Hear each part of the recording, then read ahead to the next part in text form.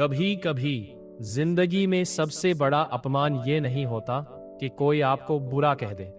सबसे बड़ा अपमान तब होता है जब आप किसी के लिए अपना सब कुछ लगा दें और बदले में वही इंसान आपको मामूली समझने लगे। आप उसकी मदद करें, वो आपको नजरअंदाज करे।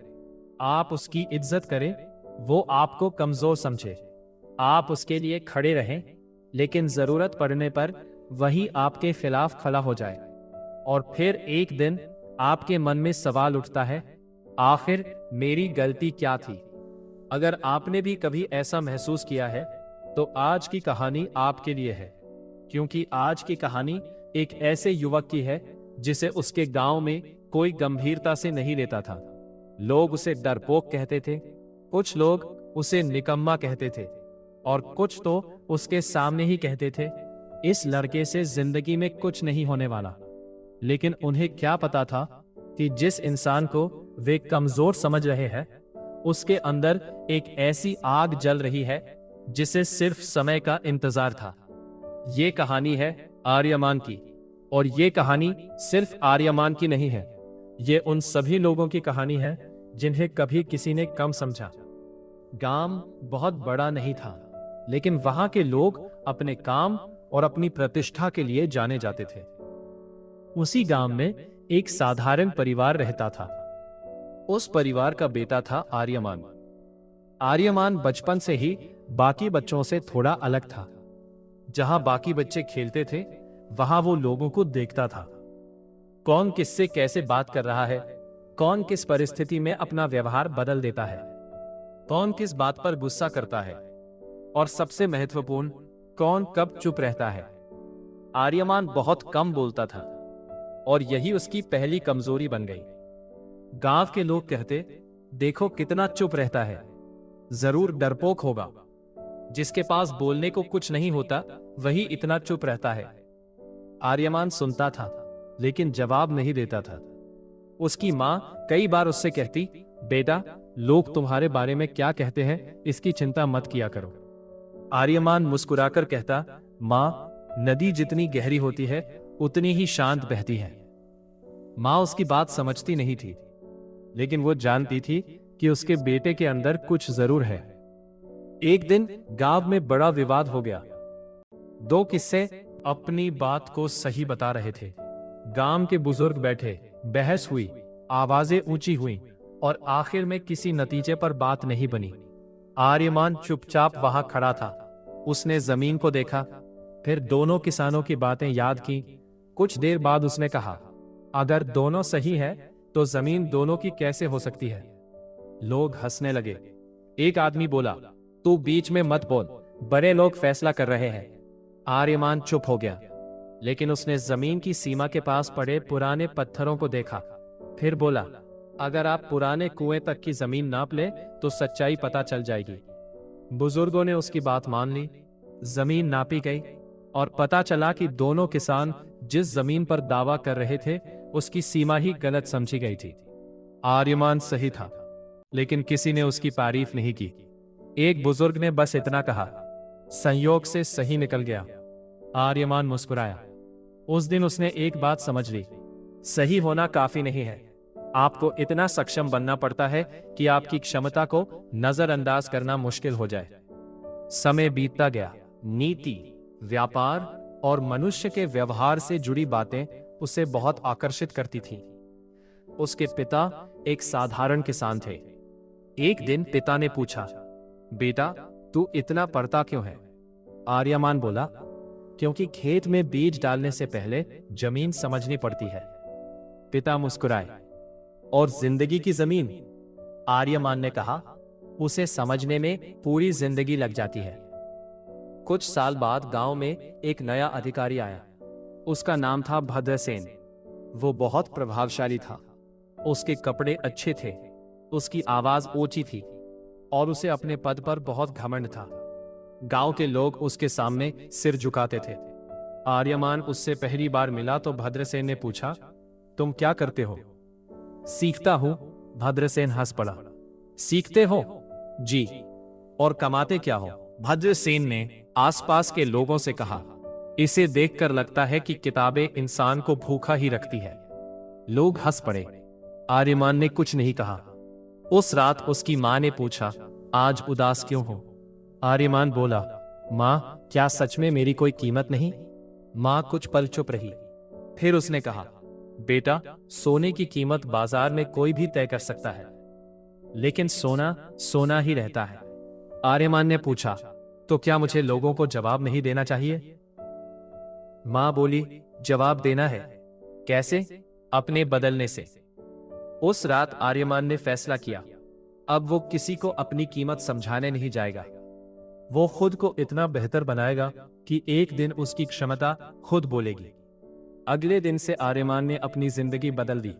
वो सुबह जल्दी उठता, पढ़ता, गांव के व्यापारियों को देखता, सैनिकों की चाल समझता, किसानों की समस्याएं सुनता, और सबसे ज्यादा वो लोगों की गलतियों को नोट करता, लेकिन किसी का मजाक नहीं उड़ाता। उसका एक नियम था, जो चीज मुझे कमजोर करती है उसे मैं छिपाऊंगा नहीं, उसे समझूंगा। कुछ महीनों बाद उसने पाया कि उसकी सबसे बड़ी कमजोरी थी लोगों की राय। वो बार बार सोचता था, लोग मेरे बारे में क्या सोचेंगे। उसने इस कमजोरी पर काम करना शुरू किया। उसने खुद से कहा, अगर मेरी जिंदगी दूसरों की राय से चल रही है तो मेरी जिंदगी मेरी है ही नहीं। यही उसकी पहली जीत थी। लेकिन असली परीक्षा अभी बाकी थी। एक दिन राज्य के राजा ने घोषणा की कि राज्य के अलग अलग गांवों से युवाओं को राजधानी बुलाया जाएगा। उन्हें एक कठिन परीक्षा देनी थी। जो सफल होगा उसे राजकीय प्रशिक्षण मिलेगा। गांव के कई युवक जाने लगे। भद्रसेन ने भी कुछ लोगों के नाम सुझाए। आर्यमान का नाम नहीं था। जब आर्यमान ने पूछा, मेरा नाम क्यों नहीं है? भद्रसेन हंसकर बोला, राज्य को योद्धा चाहिए, किताबें पढ़ने वाले शांत लड़के नहीं। आर्यमान ने कहा, अगर मौका मिले तो मैं भी परीक्षा देना चाहता हूं। भद्रसेन बोला, मौका हर किसी को नहीं मिलता। आर्यमान वहां से चला गया। दिन में काम, रात में अध्ययन, और जब बाकी लोग सोते तब वो अपने सवालों का अभ्यास करता। उसने खुद से एक नियम बनाया, मुझे किसी की अनुमति की जरूरत नहीं, मुझे तैयारी की जरूरत है। कुछ समय बाद राजधानी से खबर आई कि परीक्षा की तारीख बदल गई है और सभी इच्छुक युवाओं को सीधे आवेदन करने का अवसर दिया गया है।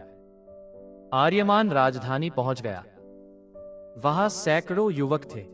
कुछ बहुत शक्तिशाली थे, कुछ बड़े परिवारों से थे, कुछ पहले से प्रसिद्ध थे। आर्यमान को देखकर कुछ लोग हंसे। एक युवक ने कहा, तुम यहां क्या करने आए हो? आर्यमान ने कहा, परीक्षा देने। वो युवक हंसा, तुम्हें देखकर तो लगता है तुम परीक्षा में सवाल पूछोगे। आर्यमान मुस्कुराया। उसने जवाब नहीं दिया। पहला चरण था बुद्धि की परीक्षा। कई कठिन प्रश्न पूछे गए।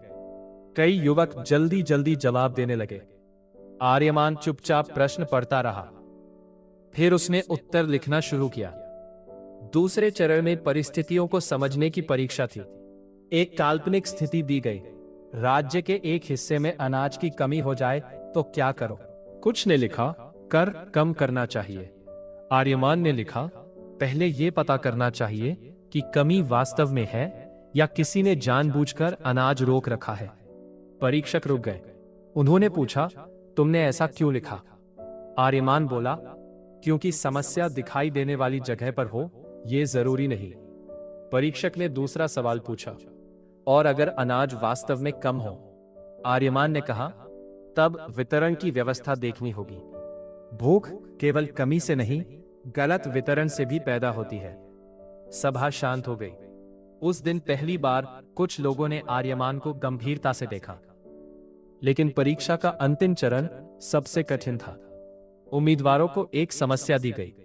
राज्य के एक सीमावर्ती गांव में लोग कर नहीं दे रहे थे। राजा सोच रहा था कि सैनिक भेजकर उन्हें मजबूर किया जाए। उम्मीदवारों से पूछा गया, आप क्या करेंगे? कई युवाओं ने कहा, सैनिक भेजेंगे। कुछ ने कहा, दंड देंगे। आर्यमान ने कहा, पहले गांव में जाकर पता करूंगा कि कर क्यों नहीं दिया जा रहा। परीक्षक ने पूछा, अगर वे विद्रोह कर रहे हो? आर्यमान बोला, तो दंड जरूरी होगा। और अगर वे सही हो तो राजा को अपनी नीति बदलनी होगी। परीक्षक ने पूछा, अगर आपको ये निर्णय लेने की शक्ति मिले तो? आर्यमान ने कहा, मैं पहले सुनूंगा फिर निर्णय लूंगा। सभा में बैठे वृद्ध आचार्य ने पहली बार मुस्कुराकर उसकी तरफ देखा। उन्होंने कहा, यही अंतर है शोर करने वाले और शासन समझने वाले इंसान में। आर्यमान परीक्षा में सफल हो गया, लेकिन कहानी यहां खत्म नहीं हुई। असल कहानी तो अब शुरू हुई थी। राजधानी में उसे राजकीय सलाहकार के प्रशिक्षण के लिए रखा गया। वहां उसे एक प्रसिद्ध आचार्य मिले। उनका नाम था आचार्य सोमदेव। सोमदेव ने आर्यमान से कहा, तुम्हारी बुद्धि अच्छी है। आर्यमान ने सिर झुकाया। लेकिन एक कमी है। आर्यमान ने पूछा, क्या? आचार्य बोले, तुम अभी भी चाहते हो कि लोग तुम्हें समझें। आर्यमान चौंक गया। आचार्य ने कहा, जो व्यक्ति अपनी कीमत समझाने में ऊपर वाली इशारा होगा। आर्यमान चुप रहा। आचार्य ने आगे कहा, याद रखो, मौन हमेशा कमजोरी नहीं होता, लेकिन हर जगह मौन रहना भी बुद्धिमानी नहीं। तो मुझे कब बोलना चाहिए? जब तुम्हारी बात किसी समस्या का समाधान करे। और कब चुप रहना चाहिए? जब तुम्हारी बात केवल तुम्हारा अहंकार संतुष्ट करने वाली हो। यह बात आर्यमान के जीवन की सबसे महत्वपूर्ण सीख बन गई। कुछ महीनों बाद राज्य पर संकट आया। राज्य की सीमा पर पड़ोसी राजा ने व्यापार बंद कर दिया। बाजार में वस्तुओं की कीमत बढ़ने लगी। लोग परेशान होने लगे। राजा ने सभा बुलाई। मंत्री आपस में बहस करने लगे। कोई युद्ध की बात कर रहा था, कोई कर बढ़ाने की, कोई दूसरे राज्य पर दबाव बनाने की। आर्यमान चुप बैठा था। राजा ने पूछा, तुम कुछ क्यों नहीं बोल रहे? आर्यमान ने कहा, क्योंकि अभी मेरे पास पूरी जानकारी नहीं है। राजा ने कहा, तो जानकारी जुटाओ। आर्यमान ने 3 दिन में रिपोर्ट तैयार कर दी।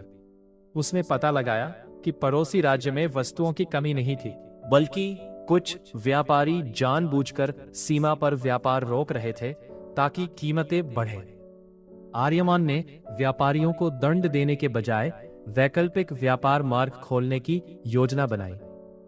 कुछ ही सप्ताह में बाजार सामान्य हो गया। राजा ने सभा में कहा, जिसे कुछ महीने पहले कोई जानता तक नहीं था, आज उसी की योजना ने राज्य को संकट से निकाला। आर्यमान कुछ नहीं बोला, लेकिन उसके मन में अपनी मां की बात गूंज रही थी, अपने बदलने से जवाब देना। कुछ समय बाद आर्यमान अपने गांव लौटा। भद्रसेन अभी भी वहां अधिकारी था। उसने आर्यमान को देखा तो पहचान नहीं पाया। आर्यमान उसके सामने जाकर खड़ा हुआ। भद्रसेन ने पूछा, आप कौन हैं? आर्यमान मुस्कुराया, वही जिसे आपने कभी कहा था कि किताबें पढ़कर भूखा रह जाएगा। भद्रसेन के चेहरे का रंग बदल गया। वो कुछ बोल नहीं पाया। गांव के वही लोग जो कभी आर्यमान का मजाक उड़ाते थे, अब उसके आसपास जमा होने लगे। एक व्यक्ति बोला, हमें तो पता था तुम बहुत आगे जाओगे। आर्यमान ने उसकी तरफ देखा और मुस्कुराकर कहा, नहीं, आपको पता नहीं था। वह आदमी चुप हो गया। आर्यमान ने आगे कहा, लेकिन कोई बात नहीं, मैंने भी तब नहीं सोचा था कि मैं यहां तक पहुंचूंगा। उसने किसी को नीचा नहीं दिखाया, किसी से बदला नहीं लिया, क्योंकि अब उसे समझ आ चुका था, सबसे बड़ा जवाब किसी को गिराना नहीं, खुद को उठाना है। दोस्तों, आर्यमान की कहानी हमें एक बहुत गहरी बात सिखाती है। जब लोग आपकी कीमत नहीं समझते तो तुरंत लड़ना जरूरी नहीं। हर बात का जवाब शब्दों से देना जरूरी नहीं। कभी कभी आपको थोड़ा पीछे हटना पड़ता है, लेकिन पीछे हटना हार नहीं है। अगर आप उस समय खुद को तैयार कर रहे हैं तो वो पीछे हटना नहीं, अगली छलांग की तैयारी है। अगर कोई आपको नजरअंदाज कर रहा है तो खुद से पूछिए, क्या मैं सच में कमजोर हूं या मैं बस गलत जगह अपनी कीमत साबित करने की कोशिश कर रहा हूं? किसी की तारीफ के लिए मत बदलो, किसी के अपमान से टूटो मत, और सबसे महत्वपूर्ण है, अपने जीवन का नियंत्रण किसी और की राय को मत दो। चाणक्य की नीति का सार यही समझा जा सकता है, बुद्धिमान व्यक्ति हर युद्ध मैदान में नहीं, किससे दूरी बनानी है, कहां बोलना है, कहां चुप रहना है, और कब अपनी पूरी शक्ति सामने रखनी है। आपको भी यही करना है। अगर लोग आपको कमजोर समझते हैं तो तुरंत उन्हें गलत साबित करने मत दौड़ो। पहले खुद को मजबूत बनाओ, अपनी शिक्षा बढ़ाओ, अपना हुनर बढ़ाओ, अपने समय की कीमत समझो, अपनी संगति चुनो, अपनी गलतियों से सीखो और सबसे जरूरी, अपने आत्मसम्मान को किसी की स्वीकृति पर निर्भर मत करो। क्योंकि जिस दिन आपको अपनी कीमत पता चल जाती है, उस दिन आपको हर किसी को अपनी कीमत बताने की जरूरत नहीं पड़ती। याद रखिए, बीज जब मिट्टी के अंदर होता है तब कोई उसकी कीमत नहीं जानता, लेकिन बीज मिट्टी के अंधेरे से शिकायत नहीं करता। वो वही जड़ बनाता है, वही खुद को मजबूत करता है, और जब सही समय आता है, वही छोटा सा बीज जमीन को चीरकर बाहर निकलता है। आप भी अभी उसी बीज की तरह हो सकते हैं। हो सकता है लोग आपको ना समझ रहे हो सकता है आपकी मेहनत दिखाई नहीं दे रही हो सकता है कोई आपकी तारीफ नहीं कर रहा हो, लेकिन इसका मतलब यह नहीं कि आपकी मेहनत बेकार, अभी लिखा ही नहीं गया। इसलिए शांत रहो, लेकिन निष्क्रिय मत रहो। झुको, लेकिन अपनी रीढ़ मत खो। दूसरों की मदद करो, लेकिन खुद को मत भूलो। माफ करो, लेकिन हर बार उसी जगह वापस मत जाओ जहां आपको लगातार चोट मिलती है। और सबसे बढ़कर अपने ऊपर काम करते रहो, क्योंकि एक दिन वही लोग जो आज पूछते हैं तुम कर क्या सकते हो, कल पूछेंगे तुमने ये सब किया कैसे। और उस दिन आपको कोई लंबा जवाब देने की जरूरत नहीं होगी, आपकी जिंदगी ही आपका जवाब होगी। तो दोस्तों, अगर कभी जिंदगी में आपको लगे कि लोग आपकी कदर नहीं कर रहे, तो आर्यमान को याद करना और खुद से सिर्फ एक सवाल पूछना, क्या मैं उनकी नजर में बड़ा बनना चाहता हूं या अपनी नजर में? अगर जवाब है अपनी नजर में, तो समझ लीजिए आपकी असली यात्रा आज से शुरू हो गई। क्योंकि दुनिया को बदलने से पहले इंसान को खुद को बदलना पड़ता है, और जिस दिन इंसान खुद को पहचान लेता है, उस दिन दुनिया की नजरें भी बदलने लगती है। याद रखो, जिसे लोग कमजोर समझते हैं, वो हमेशा कमजोर नहीं होता। अगर आपको ये कहानी पसंद आई हो, तो इसे अपने दोस्तों और परिवार के साथ जरूर शेयर करें और कमेंट में सिर्फ एक शब्द लिखें, आर्यमान। क्योंकि शायद आपके अंदर भी एक आर्यमान है जो अभी शांत है, लेकिन हार नहीं माना है। मिलते हैं अगली कहानी में।